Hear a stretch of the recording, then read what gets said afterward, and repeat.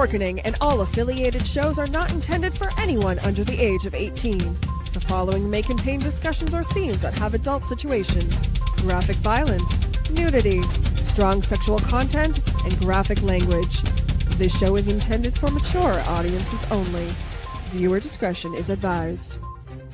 Everyone thinks because you're a zombie, you don't know good coffee. Well, they're wrong. We have very active lifestyles. It's not all wandering the countryside aimlessly or scaring passing motorists. And we all love a good cup of joe. And there's only one brew that gets my seal of approval. Deadly Grounds coffee is my guilty pleasure. Bold, robust, delicious. It's coffee that can wake the dead. With over a dozen different roasts and flavors, Deadly Grounds can satisfy the most finicky of coffee addicts.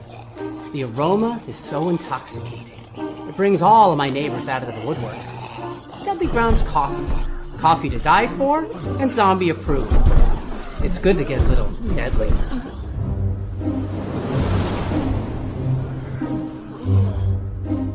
Use the front door! Oh, they're so disgusting.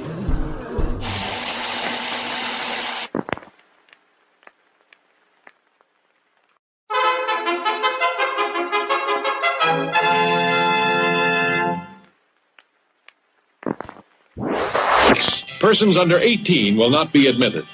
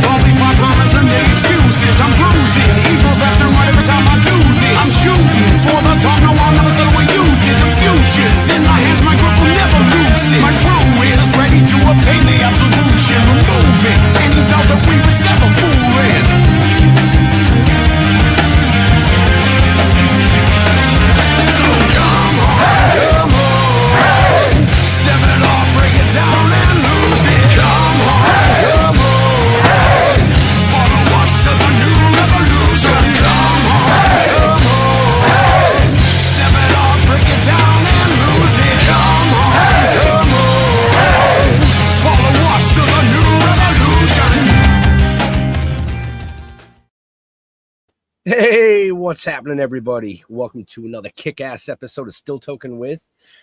You already know who I am. And, yeah, I'm super psyched about tonight's show. We had a hiatus last week, but we're back, as you can see. Our guest tonight is coming to us live from the UK. So it's like super fucking late there. And hopefully we can get through the show without him nodding off on us. But the subject matter is just one that I think we really needed to touch on tonight. But before I go any further, let me bring in the man that brings Flashy to the Flash, Mr. Jeffrey Mark. Good evening, Mr. and Mrs. North America and South America and London. Hello, everybody. Yeah, I'm frothing at the mouth here to talk about this because I love your hat. Well, thank you so much. It matches the shirt, and well, it matches the show. And it matches the show. It does.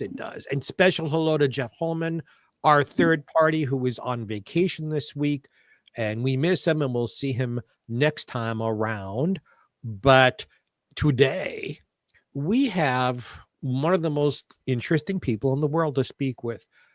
I have always been an animal advocate and worked with Doris Day's group, and my friend Joanne Worley has Actors and Others for Animals, and wonderful Betty White, who I worked with, did so much. But I don't know anyone in the world who has done so much for the advocacy of animals, especially to stop the trophy hunting nonsense of these glorious creatures.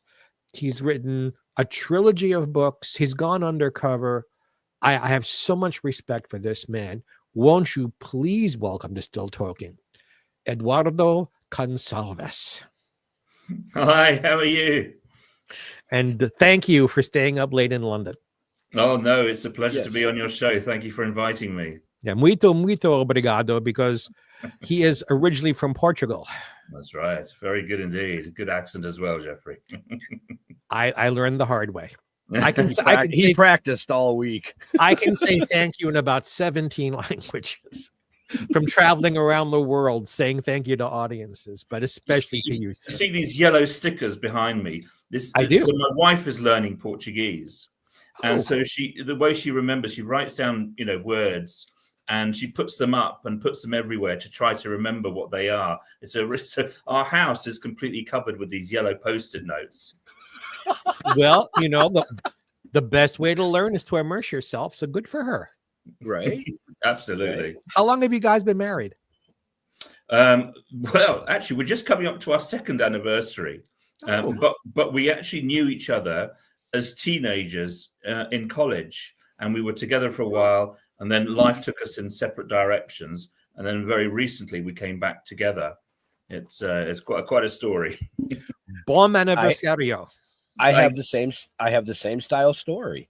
Yeah. I was married. My wife now was married. We both had children. We were together, good friends in high school. Yeah.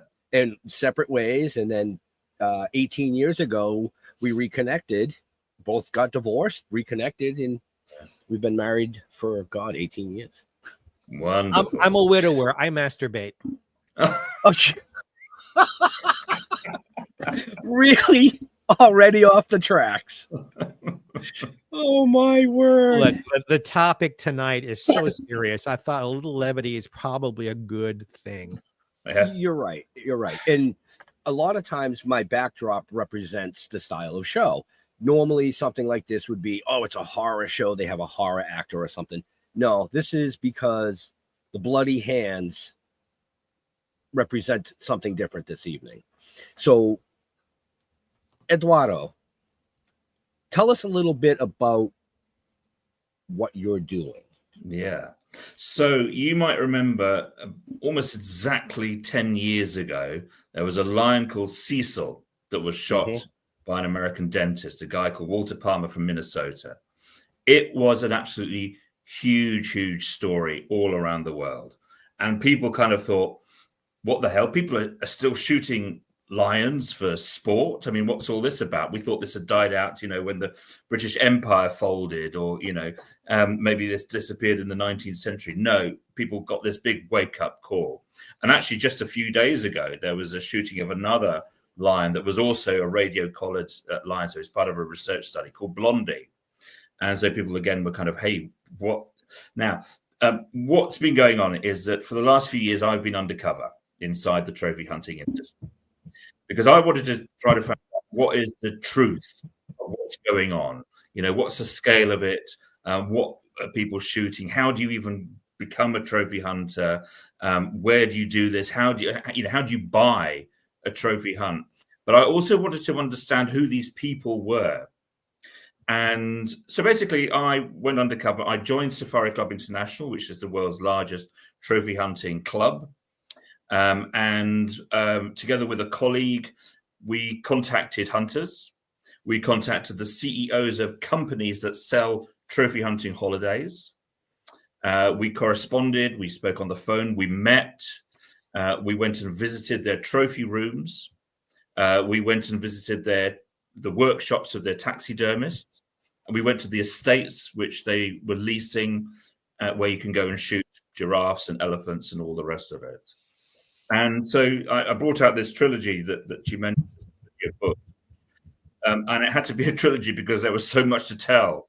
And so there's one book which is called 20 Elephants in 75 Minutes. And that's about the world's top trophy hunters. These are the guys who've killed the most animals. And in some cases, they've killed animals in absolutely extraordinary numbers.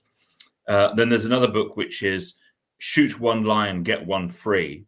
and that was about the hunting companies, the industry, how you get, the people that you buy these holidays from. And the last one is called Mainlining on Heroin, and that's very much about the British industry and British hunters, because trophy hunting originated with the British. It was them that exported it to Africa, exported it to India, and later introduced Americans to it after the First World War. And particularly with Theodore Roosevelt, and they provided him with a luxury train where he could, after he stepped down as president, could spend a year with his son traveling around Africa shooting, hundreds and hundreds of animals. Literally, he'd sit on this front of the train in this special chair that they'd made for him, and he would shoot an animal from that chair. They would stop the train, he would collect the body of the animal, and the train would continue. And so I found out, well, some things which will shock, I think, a lot of people. One is that, yes, we heard about Cecil 10 years ago, and it felt as if it was like a one-off, this kind of aberration of a single individual. That was kind of the way it was reported because it was such a shock to people. Well, here's a fact that I think is going to knock you sideways. Since Cecil was killed a decade ago, trophy hunters have shot another 10,000 lions. Now, just to put that number into some context, so Lion Aid, which is a charity which researches lions, supports lion conservation, it's just produced a study, and it's trying to work out how many lions are actually left in Africa. Well, their conclusion is there's 13,500. So 13,500 lions left. The collapse in lion populations is absolutely extraordinary. In the 1970s, scientists reckon there was around 200,000 lions. So in just the space of 5 decades, the population of lions has collapsed by around 90% or more. And now, going back to Cecil, he was part of this study. That was why he had a radio collar on him. It was Oxford University in England that was doing this study. They were basically trying to work out what's happening to lions. Why are lions' numbers going down? What's the biggest cause of lions? Well, perhaps not surprisingly, that study found that trophy hunting was the biggest killer, the biggest single cause of lion mortality. And in fact, it led to lion trophy hunting being banned in a number of places, including Zimbabwe, where Cecil was shot, and Zambia as well. But then, of course, the hunting industry lobby came along and said, whoa, whoa, whoa, whoa, whoa, you can't do this. And the bans were lifted. So 10,000 lions in the last decades, but it's not just restricted to lions. So tens of thousands of animals, many of them endangered species, are shot every year. So it's elephants, it's rhinos, it's hippos, it's leopards, it's cheetahs. Cheetahs are the most endangered big cat in Africa. There's 6,500 cheetahs left. It is perfectly legal to shoot a lion or a cheetah for sport, despite how endangered it is. So that's one of the sort of the big headline findings. But when you then start digging down and meeting the individuals who are behind it, there are some trophy hunters who are single-handedly killing thousands of animals. So there was one guy, he's called Tony Sanchez Areno. He shot over 4,000 animals, of which 1,300 were elephants. He shot 340 lions. He shot hundreds of leopards and rhinos and buffaloes and other animals. He's even shot a couple of gorillas. But he was absolutely adamant that he only hunted in moderation. Those were the words that he used. There's another guy called Ron Thompson. He has shot 5,000 elephants. And he shot a lot of lions and other animals as well. Another guy, Marcel Gomez-Sequeira, I mean, he said, look, actually, I've lost count of the number of animals I've shot, but I know it's in the thousands. And in fact, he bought 4 private jets so that he could be constantly flying around the world, shooting animals everywhere. And he's got everything. I mean, he's got warehouses the size of airplane hangars full of the bodies of animals. There's another guy, Canadian, called Arnold Allwood, who spent 18 years non-stop shooting animals. So he would go to the big industry fairs in January, so Safari Club International, their big convention. He'd buy up a whole load of hunts there. He would then spend the rest of the year shooting animals everywhere around the world. His goal was to get at least one of everything that you could legally shoot.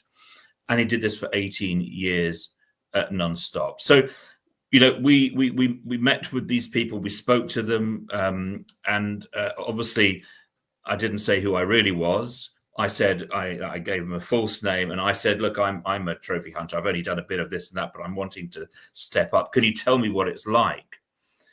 And they absolutely opened their hearts to me. And so there was one guy who was telling me about, you know, the adrenaline rush that he got in shooting the big African five. So that's lions, elephants, leopards, rhinos, and buffaloes. A guy who was telling me how he cried with emotion when he shot his first elephant. We went into the trophy room of a guy. He had 500 bodies and heads in there, including a polar bear.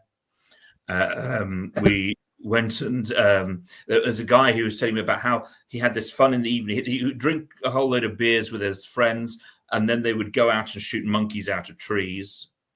I mean, it was extraordinary. And then we went and visited the workshop of world champion taxidermists who, you know, he'd done lions and bears and hippos and rhinos and monkeys. We visited the estates where you can shoot these animals. So there was one, in fact, there was leased by a British company, and you can shoot elephants and giraffes there. And he showed us the rhinos he had as well.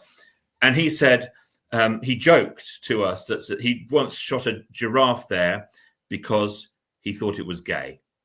So this is the quality. Okay, now I'm going to say something. Yeah. I was sitting here angry already. Now, all right. It is very easy for us to sit here and talk about these people. And I've read, you know, people bragging, "Oh, I shut off the eye and blood spurted. Aren't I wonderful?" I don't use vulgarity on this show except to be funny. But it'd be very easy for us to sit here for the full hour and just say these motherfucking pendejos have a special place in hell for themselves. But I'll bet some of our fans and friends out there enjoy hunting or enjoy shooting or something like that. Help us let's turn this around. The psychology. I cannot fathom. Right. First of all, calling an animal gay. How homophobic do you have to be concerned that an animal looks what? He was wearing that the hippo was wearing high heels? It's ridiculous. But he looked at him wrong. What goes on in these people's heads? You've done the study, Eduardo, that they think that this is good and that killing is funsies. I don't get it. Help me to get it. The psychology is really interesting, actually. And you're right to pick up on that because, we can talk about the numbers of animals killed and all the rest of it and whether it's a threat to conservation and so on. But there's been reports about, the numbers of animals shot by trophy hunters. But what I actually wanted to do was something a little bit different. I wanted to get inside their minds. I wanted to try to explain to people why they do what it is that they do and how it makes them feel. And this is kind of what I went and asked them about. And once I said I was a trophy hunter as well, then they absolutely embraced me like a long lost brother and opened their hearts to me. And they revealed, the first thing to say is this has got absolutely nothing to do with hunting for food, right? No. Hunting for food is a necessity, it's subsistence, it's whatever. This isn't what these guys are doing. They are killing for kicks. And there were two words that kept coming across in their accounts to me time and time again. One of them was adrenaline. The other was addiction. So they said things to me like, actually, I made a couple of notes here. So there's one guy who says, look, the adrenaline starts coursing through my blood when I see the animals. Another talked about shooting an animal and saying it was the most emotional moment of his life. The guy who shot 5,000 elephants, he's written an essay where he talks about the sheer exhilaration that he feels, that he experiences when he sees these animals crumbling to the ground. They talk about the fire of desire for trophies, about it being an adrenaline-induced experience, and so on. And mainlining on heroin, the third book, that's actually a quote from a trophy hunter, a British trophy hunter, who shot lions and elephants and rhinos and other animals and leopards. And he was asked, what What is it that drives him, and why does he keep doing it? Because he's been doing this for like 50 years. And he said, it's like mainlining on heroin. Once you do it, you can't stop. You can't get off it. But there was something else actually that that really, really, really worried me. And before I tell you what it was, I'll just tell you, actually, there's a British psychologist, Professor Professor Jeff Beattie, who's done some really interesting books about different groups of people who are very, well, for example, he's written about the psychology of terrorism. So he's literally met with terrorists and tried to get, mainly from Northern Ireland, where obviously in the UK, there's been a big issue for years, and to understand their minds and what drove them, what motivated them, and so on. And he's also written a book about the psychology of trophy hunters. And I was speaking with him at an event in the UK Parliament, and he got up and said, "You know what? I've met with all of these groups. I've spoken with them. I've met them. The people who scare me the most, it's not the terrorists, it's the trophy hunters." One of the things that I found was that not only were they getting pleasure from the kill, it was actually that they were getting pleasure from the harm as well. So trophy hunters are typically really bad shots. They're amateurs, right? They're not people who have to show any aptitude. They've not got any certification. They've not had to pass any tests or anything at all. They're amateurs. And because they're shooting big and usually quite dangerous animals, they're shooting from a long way away. So 200 yards or even further away. There's this guy in Africa who's just been killed, actually, hasn't he, by a buffalo that he was trying to shoot, and ended up the buffalo killing him. Good. And so they try to keep their distance, equaling it out a little bit, isn't it? And also they try to shoot in a particular place in order to not spoil the trophy, so that it's not hard for the taxi. They don't want a great big bullet hole in the head, in the middle of the head, because that makes it pretty hard for the taxidermist to produce an impressive trophy. And so they're trying to shoot usually sort of heart-lung shots or through the shoulder, etc. Now, if you're an amateur shot, you're shooting from over 200 yards away. Animals don't necessarily keep still all the time for you. There might be a gust of wind. So what tends to happen is that, and studies by US agencies have repeatedly shown this, the majority of animals shot by trophy hunters aren't killed quickly. They're not killed cleanly. They're not. They suffer horrendous injuries, like Cecil did. So Cecil, who was shot by Walter Palmer, and he was shot with a bow and arrow. Why? Because Walter Palmer was trying to win this special prize, and I'm going to come onto the prizes in a bit, a prize from Safari Club International for shooting big game animals with novel weapons like bows and arrows. And it offers prizes for people to shoot big animals with revolvers as well. You can get a special place in the record books, which they have. They have a record book for example, shooting a hippo with an air gun. So he shot Cecil. He didn't kill him. He injured him. Now, he had the choice. He could have put Cecil out of his misery there and then by shooting him dead with a rifle. He chose not to, because if it had done that, it would invalidate his claim to the prize. So he left him. He said, "I'm going to go back to camp, going to have dinner, have a nice sleep, come back in the morning, the lion will be dead and I'll be able to pick up my prize." He goes back the next morning. Well, Cecil isn't dead. Cecil's moved. He's crawled under a bush, and Walter Palmer can't actually see him, but he can hear him because Cecil's lungs are filling up with blood.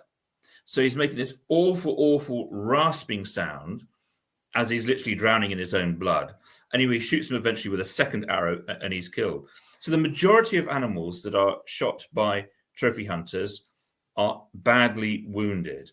And time again, when you read, for example, the industry magazines and the accounts that people give, and also these were what they were telling me as well, they then have to try and follow the trail of blood to find the animal, or they follow the bits of broken bone and muscle which they find, or bits of intestines that are caught on the thorny bushes, and sometimes they don't find them at all, and the animal will then die a very slow and painful death in the bushes from sepsis and shock and all the rest of it.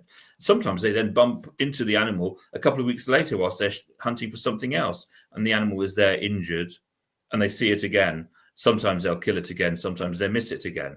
So, so they have these prizes where, for example, and accounts. There was one guy actually who was talking about at the time he killed a puma, so a mountain lion. He did this in Argentina where they call them pumas. He killed a puma with a spear. So he had a pack of dogs. The dogs had chased the puma up a tree. And then the guy went and stuck the puma. And he was gloating about how he's being splashed with blood. And so they give these incredible accounts where they talk about the injuries that they cause. And they seem to take pleasure in that. I mean, a really sadistic pleasure. So, for example, I'll just give you a couple of accounts of lion hunts, which trophy hunters are given. So there's one guy, and this is a former president of Safari Club International. And he says, the lion's head snaps backward and explodes with smoke from my bullet. There's an Australian newspaper editor, again, talking about shooting a lion. I shot it through the left eye, blowing out the back of the skull. Yeah. And there's another one who says the arrow entered beneath the lioness's chin and took out her heart. And they're not saying this as expressions of regret or guilt. They are celebrating this. They are saying it in a sort of, you can hear the yee-haw in their voices when they're saying it. This is part of the great adventure.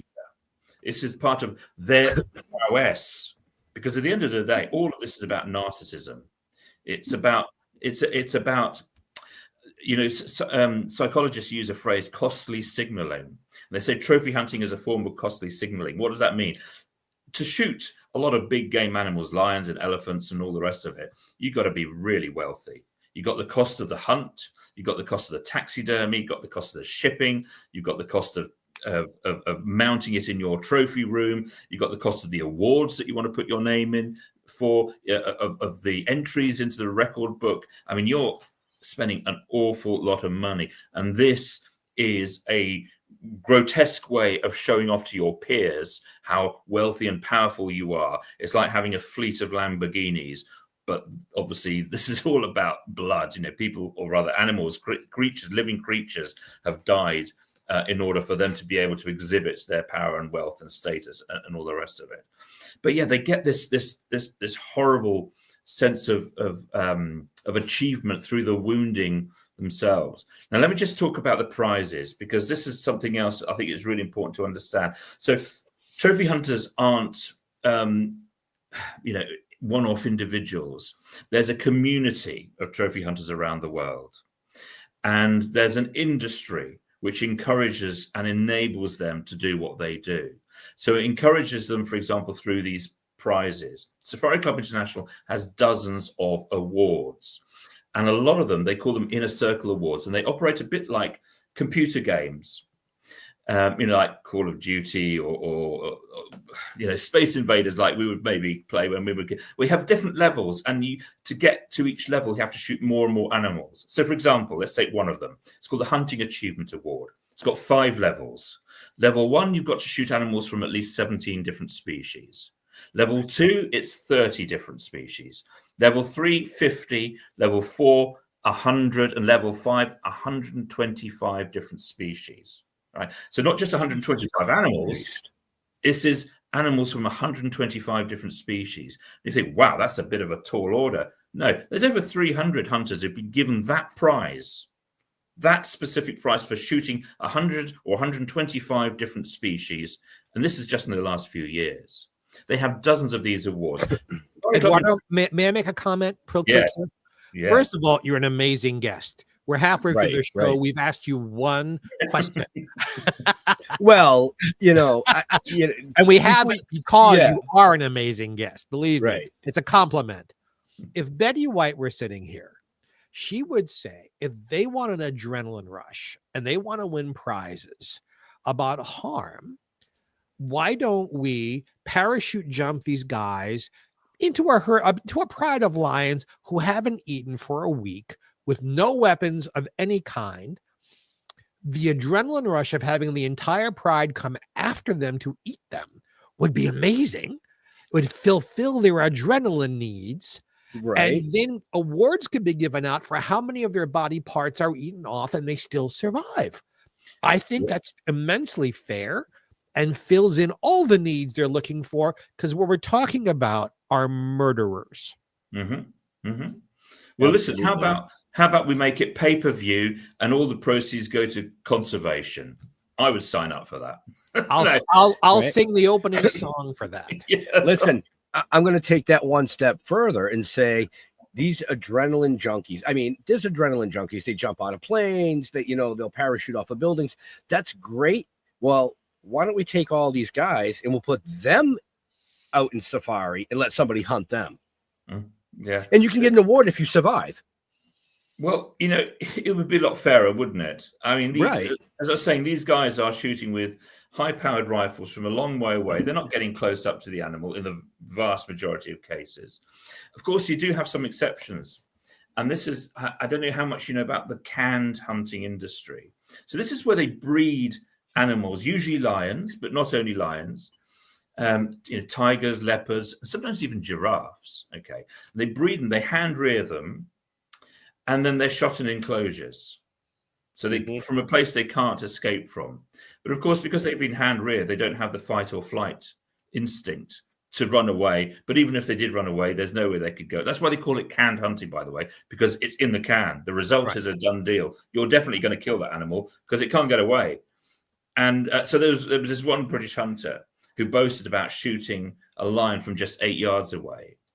Like this was some great thing. Well, of course he had. I mean, the animal was probably thought he was bringing it dinner. We actually did another undercover investigation just a couple of years ago into the big cat breeding and hunting industry. So, they were, it was extraordinary.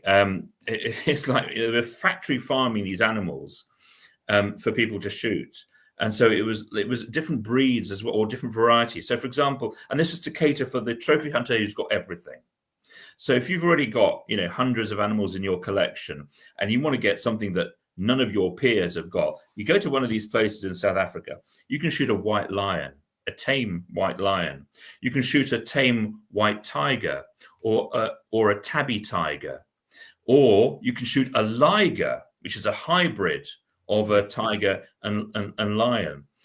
We actually managed to rescue a tiger cub called Sally that was being hand reared, and she was going to be shot by a trophy hunter. We managed to trick this particular operation into handing her over. We said that, look, we know a businessman who's wanting to get into the industry and he's looking for local partners.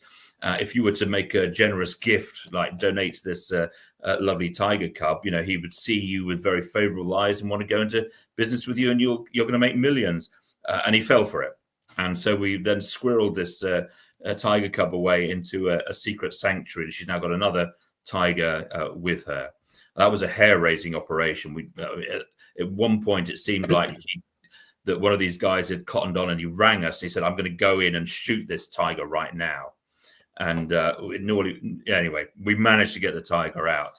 But they breed thousands of these animals, that are tame and that are in enclosed areas they can't get away from.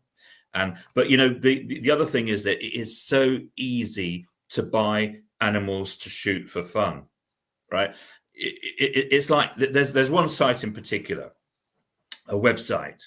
It's called bookyourhunt.com. It's kind of like the trophy hunting equivalent of Amazon or eBay, right? You go onto Amazon because you want to order, I don't know, a book or a CD. You go on eBay to buy a ladder or whatever. Okay, you go on to Book Your Hunt and you can buy a lion, an elephant, a cheetah, a leopard, a rhino. But you can also buy some really weird stuff. And so you can buy beavers or badgers, honey badgers, or seals, or skunks, or meerkats, or wallabies in Australia. In fact, in some places in the US, of course, they actually breed rare wildlife from Africa and other countries. So, for example, there's places in Texas around San Antonio. You can shoot zebras there. You can go and shoot kangaroos there. You can even go up in a helicopter and shoot wild pigs with machine guns. And they've got websites. right? Yeah, called, and they had these names like Hellebacon or Hogpocalypse. But you literally can buy an animal, even an endangered animal, like candy. And there's, and they advertise openly on the internet, the hunting companies as well. I mean, you could literally just Google cheetah trophy hunting, and a bunch of companies will come up on your website, and you go onto their web page, and it will give you the prices, it give you the different packages that they offer. It will have a menu of other animals that you can shoot as well. So you fancy shooting some zebras and some giraffes or some leopards whilst you're there, because usually they come as a package deal. So to shoot 10 animals for the price of $10,000, say, sometimes 20 animals, etc., etc. It is trading in full view. It is hiding in plain sight. And the offers that were being made to me, there was even one company that offered me the chance to shoot pangolins, right? One of the most endangered animals on the planet. And there are also states in the US and South Africa where you can shoot extinct animals. So animals that are technically extinct in the wild. So like the scimitar oryx, the Arabian oryx as well, both of which were hunted to extinction by hunters in the late 20th century, so not that long ago. But these guys, they managed to hang on to a few, and they breed them so that, again, in captivity, so that you can come and shoot an animal that technically doesn't exist on Earth anymore. By the way, both the Arabian oryx and scimitar oryx are said to be the origins of the unicorn myth, because when you look at them from side on, it looks as if they've just got the one horn.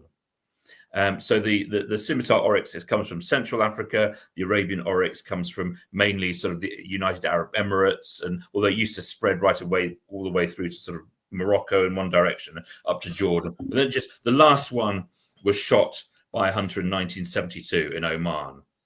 But there's still a couple of places where they breed them, and yeah, you can go on these places and literally shoot something which has died out. Incredible. May I ask a couple of questions, sir? Go for it. In your experiences, I'm asking for an opinion.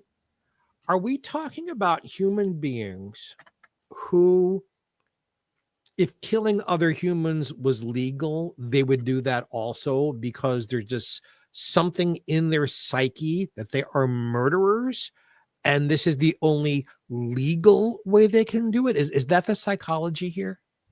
Do you know, that's a really, really good question. And there's been quite a lot of research in criminological circles about this. And in places like the FBI, in district attorneys' offices, in understanding, is the enjoyment of killing an animal a red flag? In other words, a trigger. It could be that these people also enjoy killing people. And indeed, one of the reasons why certain animal cruelty offences, such as dogfighting, etc., are now classed as a grade A felony in the US, was they found that people who were engaging in those activities were also likely to be engaged in other very serious forms of crime. We actually, about when are we? About, nearly 10 years ago, I was involved in another undercover investigation. This was to do with dogfighting. Yep, I was going to bring that up. Right, and basically we found that, again, this was something that was going on. Not a lot of people knew about it, but it was going on a pretty big scale. And so together, actually with the same undercover guys that I still work with, we infiltrated the largest dogfighting crime gang in Europe. They were based in Bulgaria, but they operated throughout the continent. And they were breeding and selling and moving dogs and organizing dog fights. And there was prize money of $50,000 for a winning dog for a fight, et cetera, et cetera. And they were shipping them all around to the Caribbean, to the US, some of the southern states. It was going into the Arabian Peninsula, into Pakistan. It was everywhere. And during that investigation, actually, I sort of met quite a few interesting people in the law enforcement community in the US. So district attorneys, people high up in the New York Police Department, people in the FBI. And it was then that I sort of understood that they were looking at this with a particular angle, because they were finding that those people who were involved in dogfighting were also likely to be involved in human trafficking, in gun smuggling, and all sorts of other serious crimes. And so it transpired that this gang in Bulgaria that we'd infiltrated, and others that we were contacting in Albania and other places, they were also involved in other crimes. And so there were, for example, people high up in the New York Police Department who were saying, do you know what?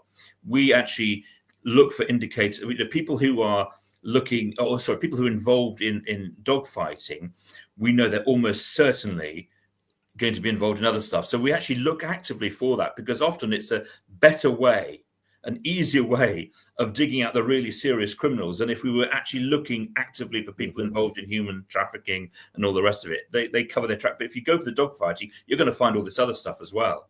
So it's actually a clearer way of finding others involved in very serious crime. But one of the other things, of course, and there's been, again, research by psychologists working for the FBI, and they found correlations between trophy hunters and, that they were more likely to be involved in domestic violence. They were more likely to be child abusers. Absolutely. Because of their narcissism, their lack of responsibility, etc. But also there were actual cases of trophy hunters who were also serial killers. And I remember there was one case in particular, quite a famous case in the US, where there was a trophy hunter who would kidnap women off the street. He would strip them naked, put them in the trunk of his car, drive out into the middle of a forest, and then get this woman out of the car and say, run.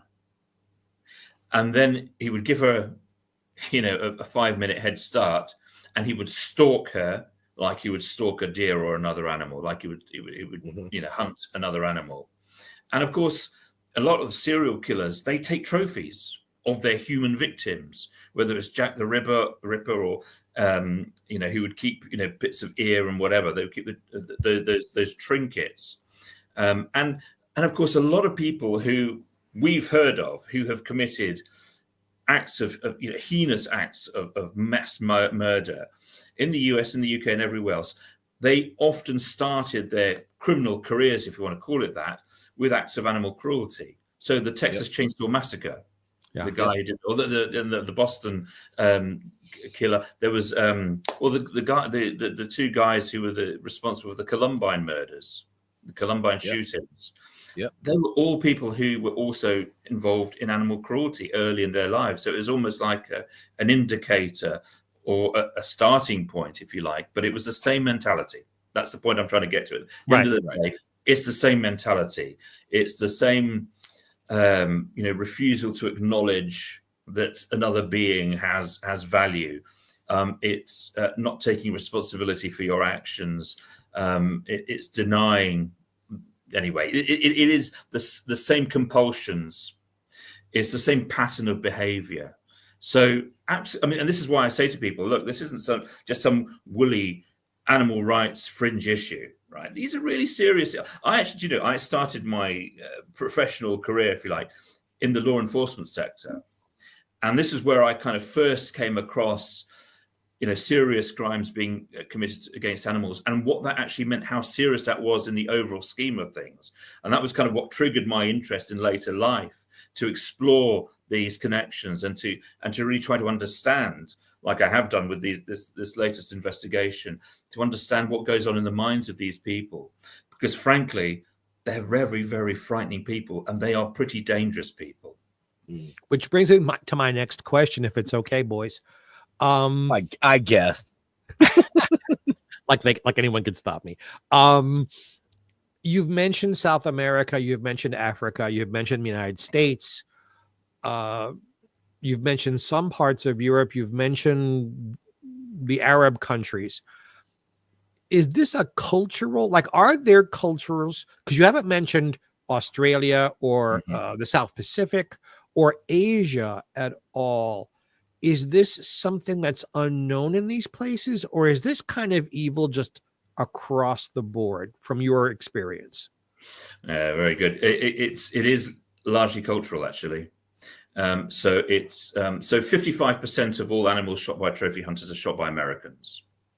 So the second country in the list is Germany, and it accounts for about 5%. So Americans are, and we think about Africa as the place where everyone goes and where most trophy hunting goes on. Actually, the country that has the greatest number of exports of hunting trophies, so where foreigners go in to shoot an animal and take the bodies home, is Canada. Canada is way out in front, largely because it has such a huge bear hunting industry. Right.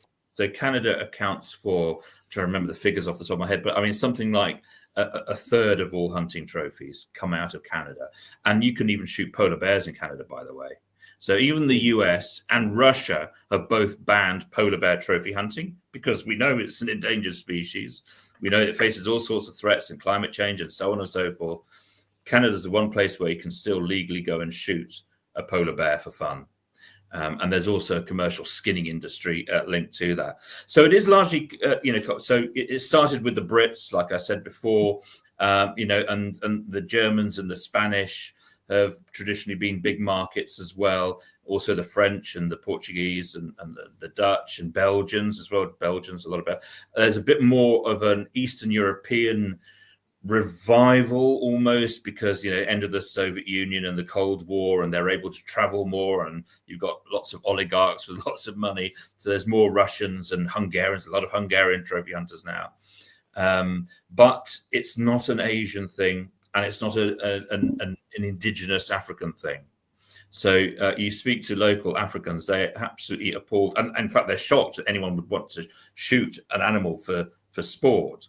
And this is one of the great ironies, people are allowed to jet in from the US or the UK, wherever, into Africa to shoot a rhino or an elephant or whatever for fun. People in Africa are not allowed to shoot any of those animals or other animals, even if they are starving.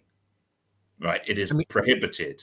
Right? I am personally against even bullfighting or even fox hunting, because even if the fox gets to live, it's scared out of its mind. Why do governments allow this?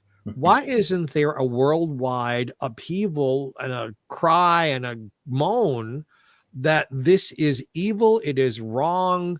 Why is it allowed? All these places you've mentioned, and we're not talking about any one administration or one king or one queen. We're talking it's been going on for hundreds and thousands of years, no matter who's in charge. Is it all a matter of money that enough people are getting paid off to allow this to happen? I'm ready to punch somebody out now. Is that what this?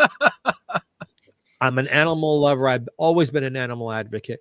I don't understand why this is so universally allowed. Please speak to that. Well, the short answer is you've hit the nail on the head. It is about money. So on the one hand, you have an incredibly powerful trophy hunting industry. So Safari Club International, like other industries, has a very powerful PAC, Political Action Committee, and Super PAC, pours a lot of money into the American electoral system. And so you looked, for example, at the first Trump administration. So the guys who, for example, were the Interior Minister or the Secretary of the Interior, the Secretary of Agriculture, they had received campaign funds from Safari Club International. The majority leader in the Senate, Mitch McConnell, received funding from Safari Club International. I mean, it has one of the biggest PACs in the US. It's bigger than Delta. It's bigger than General Motors. It's very, very powerful. And for example, it's just we've just had the announcement in the last few days of the new director of the US Fish and Wildlife Service. Well, guess what? I mean, he's a hunter, and he's somebody who, when he was the head of the wildlife in Wyoming, actively promoted wolf hunting, and he removed protections from grizzly bears so you could hunt them more easily, etc. So there's a lot of money there, and an awful lot of money poured into the political system, but also the international sort of conservation system as well. So there's a lot of money from Safari Club International and sister groups like Dallas Safari Club in, for example, the IUCN, the Global Conservation Organization. So, for example, that guy who said the lion's head snaps backward and explodes with smoke from my bullet, he sits on the Lion Experts Committee of the World Conservation Union. I mean, So the Right. foxes are in charge of a chicken coop, is what you're trying to tell us. That's exactly right. And then the other part of your question, which is why isn't there this sort of huge revulsion, is that they spend a lot of money keeping it quiet. You never see the CEO of Safari Club International speaking to CNN or on Fox News or on MSNBC. You don't see the president of the Dallas Safari Club writing op-eds in the New York Times or the San Francisco Chronicle or the LA Times or Washington Post. They keep it very quiet. What they do is they get others to be their spokespeople. By that, I mean they put money, for example, into the pockets of a small group of academics and researchers, and then they get them to go out and be the voice that's in favor of trophy hunting. And what they trot out at these absolutely extraordinary arguments about how it's wonderful for conservation. Now, how on earth can trophy hunting be wonderful for conservation if the lion population has crashed from 200,000 to 13,500 in the space of just 5 decades? If pretty much all of these species that are being shot are seeing their numbers crash, leopards, elephants, rhinos, they're all in trouble. Do you know, pretty much the only place they're not in trouble in Africa is Kenya. Why? Because Kenya banned trophy hunting in the 1970s. So lion populations are going up in Kenya, elephant populations are going up, black rhino populations go, white rhino populations are going up. You see a pattern. So yeah, they spend a lot of money keeping themselves out of the picture. And instead they get these other mouthpieces to sort of be the voice. And of course, they come across much more credibly than somebody who goes out and says, hey, yeah, I just love shooting them up for fun. I get so much pleasure out of it. That doesn't work really well in front of a general public audience. Whereas if you've got somebody from Oxford University or wherever and saying, we believe this can make a good contribution to the conservation of wildlife and habitats, that sounds much more plausible. But in order to get that, they have to put a lot of money into the system. Right. So we have about 8 or 9 minutes left. Go ahead, Ben. Yeah. Please. We ain't going to cover all of it in 8 or 9 minutes. I want to bring up a point. So I watched a segment from your 2019 award. The name. Let me get the name right. Animal Hero Awards, where you said that every time these lions are being killed, or any animal, I guess, it's like playing Jenga. You're pulling pieces of DNA out, and essentially, is that making them more susceptible to being killed in the wild, not by humans? It's a, the killing, it's a quality and a quantity issue. Let me explain that. So when they're shooting lions, they're not just shooting random lions. They always want to shoot the very biggest lions because they're the most impressive. They look best with the head above the wall, above the fireplace or whatever. So they want the very biggest and the best. Well, the consequence of that is you're shooting literally the best genes out of the population. So over the last century, the lion population gene pool has shrunk by 15%. So 15% of the best genes have been lost to the species. And even Safari Club International's own record books, which I've got access to show that lions that are being shot today by its members are quite a bit smaller than the ones that were being shot 20 years ago, 40 years ago, 60 years ago. Lions are getting smaller. Literally, it's the reverse of natural selection. Scientists call it artificial selection because only the smaller, weaker, less fit animals are surviving. And so scientists or evolutionary biologists specifically have said that the situation is now such that you could shoot just 5% of the remaining adult males, the good trophy males, and that would be it for the species. The line would not be recoverable. We would be seeing the first extinction of a big cat species on Earth since the saber-toothed tiger in prehistoric times. So it's not just the numbers of animals, you're shooting the best. So what that does when you're shooting the best genes out of them and you're removing them, you're making them less able to adapt quickly enough to rapid environmental changes such as climate change. So drought is becoming an increasingly problematic factor in many parts of Africa. So animals and they're more prone to diseases as well, which again are one of the other consequences of climate change. With elephants, you're seeing much the same thing. So the size of elephants' tusks are becoming shorter. You're not seeing the big tuskers anymore, but the average size is less, or the average weight is less as well. Now, tusks aren't just there for decorative reasons. They're there to help an elephant find water under dry riverbeds in drought conditions. Now, if they have shorter tusks, or as you're increasingly seeing, you're seeing adult tuskless elephants, a greater number of tuskless elephants, then they are less able to survive those environmental challenges. And again, they're more prone to diseases and so on and so forth. So it isn't just the numbers that we should be worried about. It's the fact that you have this whole obsession with getting the biggest animal. And this, again, is fed by the industry, which has this record book. So Safari, I mean, there's quite a few of them, but Safari Club International has probably got the biggest one. It's got 200,000 entries of the biggest animals that have been shot by its members, covering 900 different species and subspecies.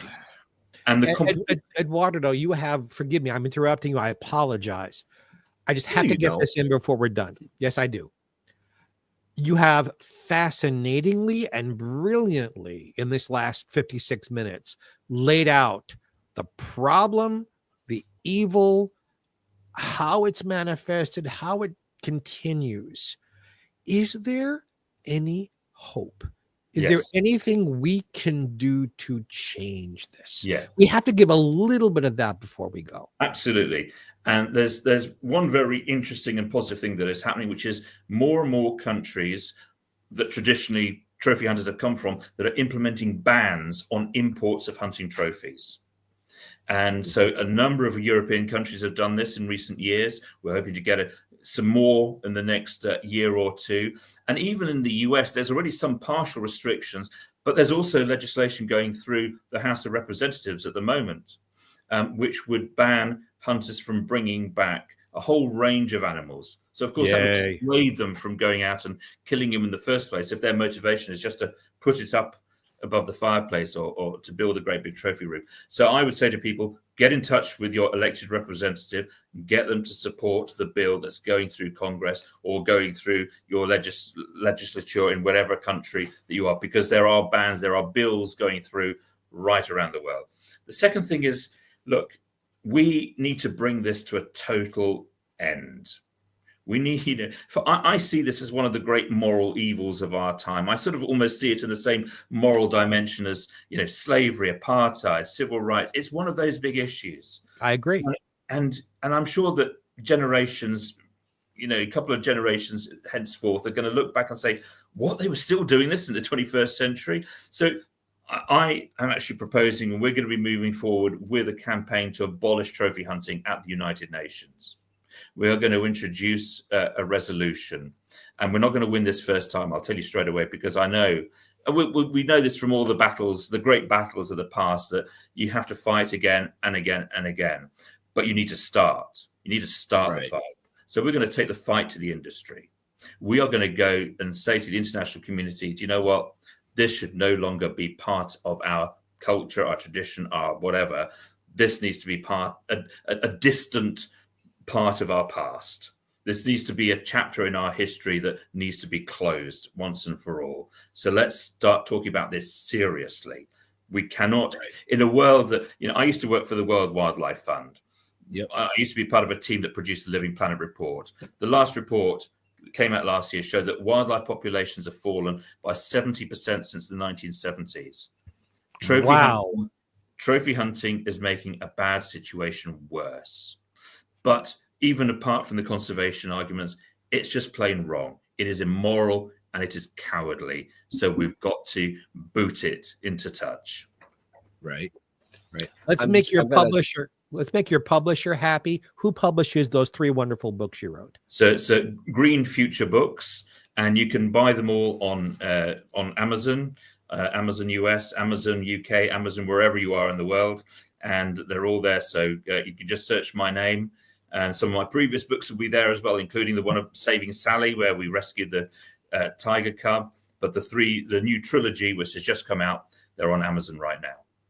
So, and just for all our viewers and listeners, all you need to do is check the show notes up above or down below, depending on where you're watching or listening to us.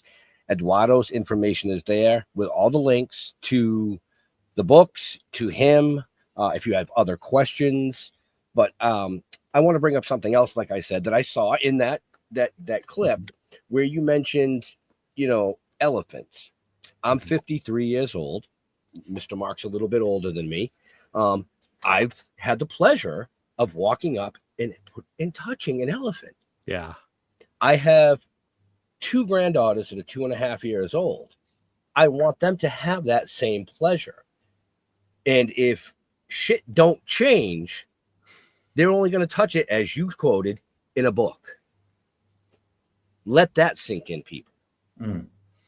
That is a crime. I think that is a crime. We are committing a crime against our future generations by depriving them of part of their own natural heritage.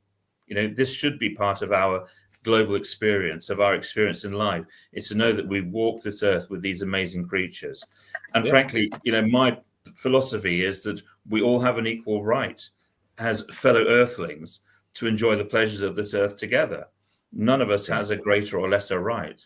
Why is it right that we should kill others purely for fun? And I have to emphasize this point, because trophy hunting is not hunting for food.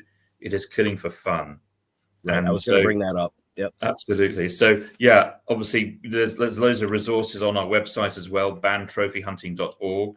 And in fact, I think it's got the details for the books on there as well. Yes, and the campaigns I believe it does. that we're doing. And look, at the end of the day, people say this, it's a bit of a cliche, but it's true. Animals don't have a voice in our system. No. They don't. They can't elect representatives to Congress. They don't get a chance to write op-eds in the Washington Post. It's up to us to do that. We're the ones in charge, if you like. And that doesn't just give us greater rights, it gives us greater responsibilities. And this is the greatest responsibility that we have right now, is to care for our environment, to care for our natural heritage, and ensure that our kids and our grandkids are able to enjoy the wonders that we are so blessed with in the same way we've been able to. Right. So I want to bring up something else real quick here for our viewers and our listeners. You've listened to Eduardo now for about an hour talk about the horrific things that are happening with trophy hunting. But this gentleman actually was a speechwriter for British politicians overseas, if I'm not mistaken. Well, overseas for us, but in the Middle East, correct? I ran a government department in the Middle East as well. Yeah. Right. So you helped save one of the world's most endangered big cats, which was the Iberian Lynx. You have led major undercover operations, like you said, the dog fighting, but a major nuclear accident that was covered up with secret human radiation experiments. So when you talk about a topic, I want our viewers and our listeners to understand that your background in undercover type things, you're legit. You're not just pulling people's legs. You're not just one of these guys that says, I love animals, you shouldn't kill them. There's actually a science behind all of it that pisses people off. And my favorite that I've read, he donated a kidney to your 9-year-old son. And then 2 years later, I believe you won a gold medal in some games. I mean, wow. You are the whole fucking package. That's very good. My son won the gold medal as well, by the way. Yeah. Yes, I think I said the two of you. Yeah, that we did. Yeah, that's right. Eduardo, I know you've had some health challenges yourself, and it is an honor to know you. It is an honor to meet a man who stands behind what he believes and does his best in that. And you and I share Harlan Bowl as a publicist. I will be sure to let Harlan know what a wonderful guest you are. And if there's anything I can ever do to help you, please call on me. Thank you. Oh, I really appreciate that. The most important thing is to get the word out. And this show is such a fantastic opportunity for me to help do that, and you getting the word out to your followers and listeners. Because at the end of the day, the reason why Cecil was such a big story 10 years ago was people had never heard of trophy hunting or thought that it was something that had been abolished 100 years ago. And that's why, Jimmy Kimmel cried on his show. That's why Mia Farrow was calling on people to go and turn up at Walter Palmer's dentistry practice, because it was such a shock.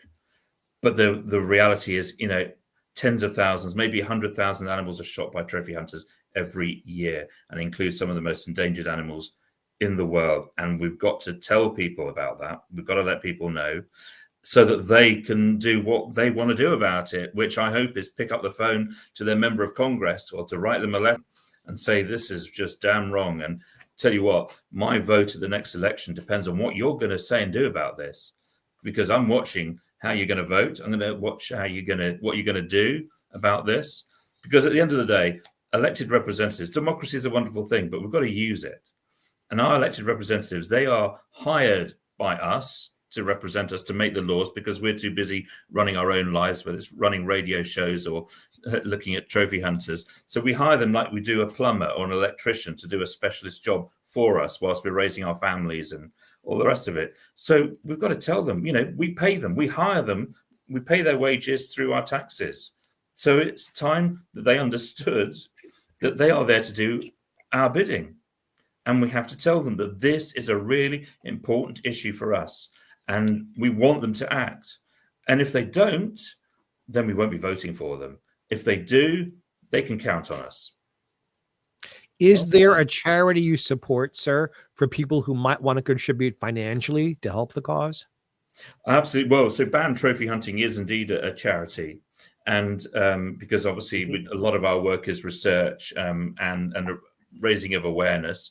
So if you go to bannedtrophyhunting.org, then you can support us there. And indeed, you can become a sponsor of Sally the Tiger. You want to help live a healthy, happy life in her wonderful sanctuary that's been created for her. And with her new friend, Attila, there's another tiger that is now there as well. So if people want to support Sally, or they just want to support our work, then they can go to bannedtrophyhunting.org and find out all about us. And again, Brilliant folks, and wonderful. that link, bannedtrophyhunting.org, is in the show notes. So make sure you check the show notes. And I can't emphasize enough, because somebody will send me a message and go, you had this guest on and he said something, Please just read. It's not hard. It's not. It's not. No. It's not hard. And speaking of reading, pick up Eduardo's new trilogy. It's on the website. It's in the show notes. It's on Amazon everywhere, worldwide, kind of like us. So you can get the books. I don't want to hear no bullshit. So we have run over on time. We don't want to keep you, because it is super late, for the folks that are just tuning in or just listening. Eduardo's coming to us from the UK. So right now it is about 1:08 in the morning. And he took a little siesta or nap or, prior to the show, so that he could be fresh and chipper to tell his story. And we are most grateful for that. Very, very, very. Well, thank you for having me on. It really has been a pleasure, and I really appreciate your work and giving me this chance to talk about it. We appreciate your work, because your work is more important than our work. But together we can get the word out. Yeah, exactly, and that really is the most important thing, because without awareness, there's nothing. That's the first step. There's no action without awareness. Right, Mr. Jeffrey Mark, do you have a last question for our guest? I honestly almost didn't ask questions. I was so fascinated by what Eduardo was saying. It was a perfect show. I didn't have to say anything. Yeah, I have no questions other than how can I be of service? So all of you who are watching and listening, ask yourselves the same question. How can you be of service to stop this?